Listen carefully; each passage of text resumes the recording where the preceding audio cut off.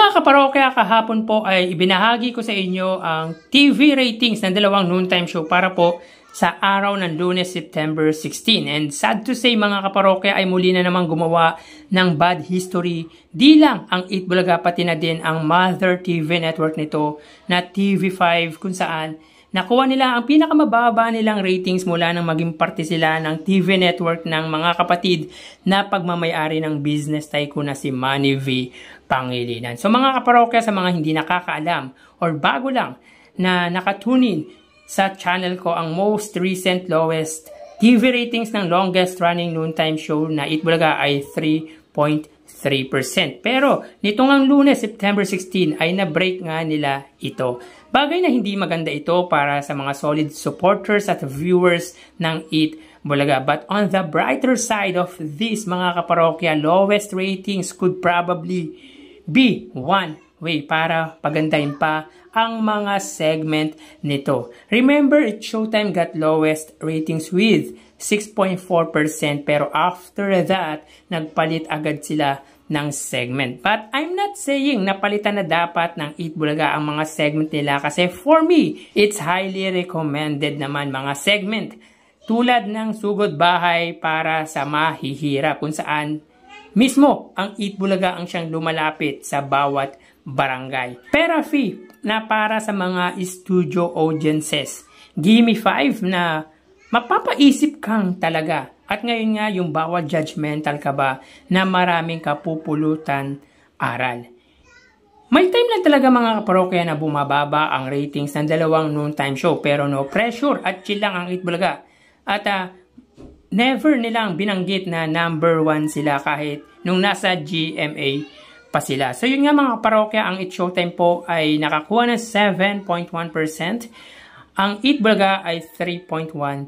At dito ay wala pong nagwagi sapagkat hindi po nila na-meet ang TV ratings average nila na 8.4% sa Eat Showtime at 4% naman po sa Eat Bulaga. Kung titignan naman ang ratings ng mga Mother TV network ng dalawang noontime show ay angat po ng 2.4% ang GMA sa TV5.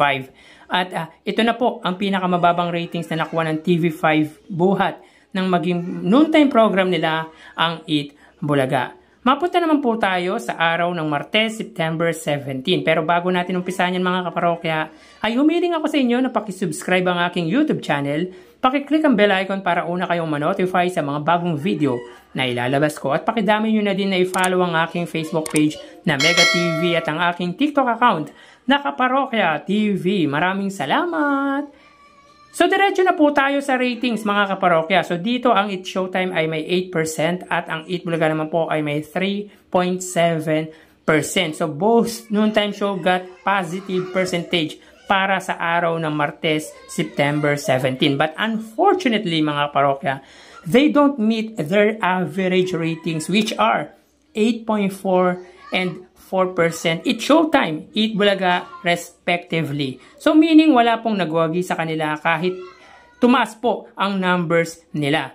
Again, tulad ng lagi kong sinasabi dito, bagamat mataas ang numbers na nakukuha ng Eat Showtime kesa sa Eat Bulaga, ay hindi ibig sabihin noon para sa akin ay mataas na talaga sila. Bakit kanyo mga kaparokya? Ano bang laban ng Eat Bulaga na may 2 TV stations at hindi pa malawak ang reach at mahina pa ang signal? Anong laban ng Eat Bulaga sa dalawang malaking viewers ng ABS-CBN at GMA? At anong laban ng limited guest sa guest na meron ang Eat Showtime? We consider din kasi na advantage ang mga guest kasi may mga hatak na viewers yan. Remember, they have their own supporters. Minsan pa nga may mga fandom pa ang mga ito. Anyway, yan ang dahilan kung bakit naglagay tayo ng average rating sa dalawang noontime show. Kung hindi nyo po naintindihan, okay lang po, naintindihan ko po yun. So, dito makikita po, ang GMA ay may 5.3%, ang GTV ay may 1.2%, ang A to Z ay may 1.1%, ang Kapamilya Channel ay 0.3%, at ang All TV ay 0. Sa panig naman po ng Eat Bulaga, ang TV5 ay may 3.4% at ang RPTV ay may 0.3%. Kung titingnan natin ang pagitan ng GMA at TV5 ay angat po ang Kapuso ng 1.9% sa Kapatid Network. So tara ating alamin ang online viewership ng dalawang bigating noontime show. Para sa Eat Bulaga under TVJ Facebook page na may 2.6 million followers at sa Eat Showtime naman po na may 18 million followers. So as of 1:03 PM ang Eat Showtime po ay may kasalukuyang segment na Kalokalike. Samantalang ang Eat Bulaga naman po sila po ay may kasalukuyang segment na Sugod Bahay Mga Kapatid. So dito may kita po natin ang Eat Showtime po ay may 6,000 live viewers at ang Eat Bulaga naman po ay may 4,200 live viewers. So again, as of 1:03 PM ang Eat Showtime po ay may 6,000 live viewers at ang Eat Bulaga naman po ay may 4,200 live viewers. Mapunta naman po tayo sa TV Network YouTube channel. Para po sa Eat Showtime under GMA Network na may kasalukuyang subscribers na 36.5 million at ang Eat Bulaga under TV5 naman po na may kasalukuyang subscribers na 2.02 million. So as of 1:04 PM ang Eat Showtime po under GMA, sila po ay may 17,000 viewers.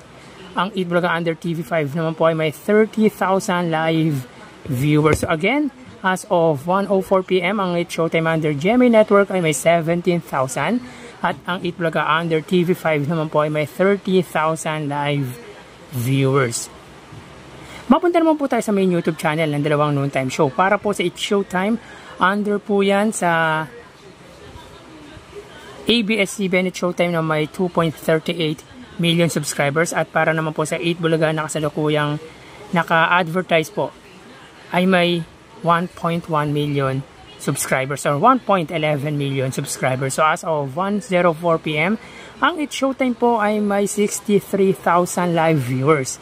Ang Eat Bulaga naman po, sila po ay may 71,000 live viewers. So again, as of 1:05 PM, ang Eat Showtime po ay may 63,000 live viewers at ang Eat Bulaga naman po ay may 71,000 live viewers. So bali ang total na nakuha ng dalawang noontime show ay mga kaparokya, bago natin ibigay ang total viewers ng dalawang noontime show ay humiling ako sa inyo na pakisubscribe ang aking YouTube channel. Pakiclick ang bell icon para una kayong ma-notify sa mga bagong video na ilalabas ko. At pakidamay nyo na din na i-follow ang aking Facebook page na Mega TV at ang aking TikTok account na Kaparokya TV. Maraming salamat! So bali ang total na nakuha ng Eat Showtime ay 86,000 viewers. 6,000 para sa kanilang Facebook Live, 17,000 sa TV Network YouTube channel at 63,000 naman po para sa kanilang main YouTube channel. Ang Eat Bulaga po ay nakakuha ng total na 105,000 live viewers, 4,000 para sa kanilang Facebook Live, 30,000 sa TV Network YouTube channel at 71,000 naman po para sa kanilang main YouTube channel. So again, ang Eat Showtime po ay may 86,000 total viewers at ang Eat Bulaga naman po ay may 105,000 live viewers. So, yan po ang lumalabas sa kanilang online viewership as of 1:06 PM at mamaya magbabalik pa po tayo sa ikalawang bahagi ng ating online views update ng dalawang noontime show. Magpapaalam po muna pansamantala, magsiingat po tayo mga kaparokya. Thank you and God bless.